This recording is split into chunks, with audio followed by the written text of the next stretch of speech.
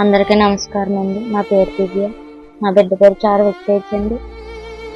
మాది మండపేట అండి. కొద్ది నెలలుగా బాబుకు ఒంట్లో బాగాలేదని సన్రైజ్ హాస్పిటల్కి తీసుకెళ్తే, మండపేట సన్రైజ్ హాస్పిటల్కి తీసుకెళ్తే బాబుకి బ్లడ్ తగ్గిపోయింది, ప్లేట్లెట్ తగ్గిపోయింది, సీరియస్ కేసు. రాజమండ్రి సురక్షకు తీసుకెళ్ళిపోమన్నారండి. బాబుని అయితే రాజమండ్రి సురక్షకు తీసుకెళ్ళాము. అక్కడైతే ఐసీయూలో 3 రోజులు పెట్టారండి. ప్లేట్లెట్ బ్లడ్ ఎక్కిచ్చారండి. అయితే అక్కడ డాక్టర్లు అయితే బాబుకు ప్లేట్లెట్ నిలబడతలేదు, అయితే సీరియస్ కండిషన్, బాబుకి మూలు టెస్ట్ చేయాలని అన్నారండి. మూలు టెస్ట్ అయితే చేయించామండి. రాజమండ్రి స్వతంత్రకి వెళ్ళామండి. బాబుకి ఏమన్నా క్యాన్సర్ కట్ట ఏమైనా ఉందేమోనని స్వతంత్రకి వెళ్ళామండి. స్వతంత్రాలు అయితే క్యాన్సర్ కట్ట ఏమి లేదని చెప్పారండి. బాబుకి అయితే ప్లేట్లెట్ తగ్గడం మాత్రం మానలేదండి, అలాగా తగ్గుకుంటా వచ్చినాయి. 5 నెలల నుంచి ప్లేట్లెట్ బ్లడ్ ఎక్కిస్తున్నామండి బాబుకి.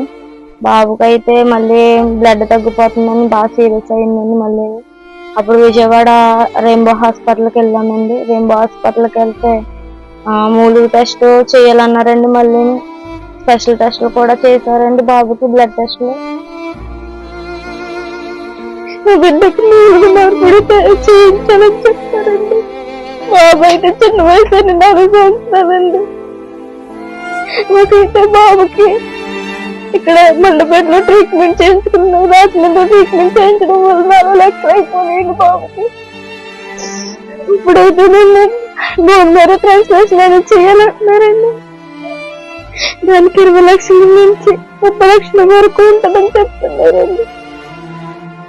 మేమైతే పేదవారమండి, మాకు ఎటువంటి స్థితి లేని పరిస్థితి అని మాది.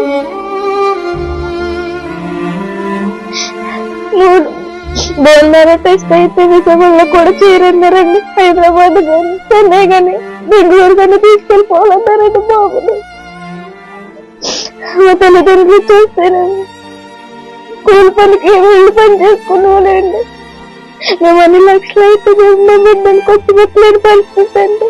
మా బిడ్డను చూస్తే చాలా పరిస్థితిలో ఉన్నాడండి.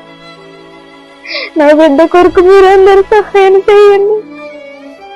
మేమైతే పేదవారమండి, మేమంతా ఖర్చు పెట్టే స్థితి మాకు లేదండి. ప్రతి ఒక్కరూ నాకు సహాయం చేయమని కోరుకుంటున్నానండి. మీకు తోచిన సహాయాన్ని చేసి నా బిడ్డను బ్రతికించండి, నా బిడ్డను బ్రతికించమని కోరుకుంటున్నానండి.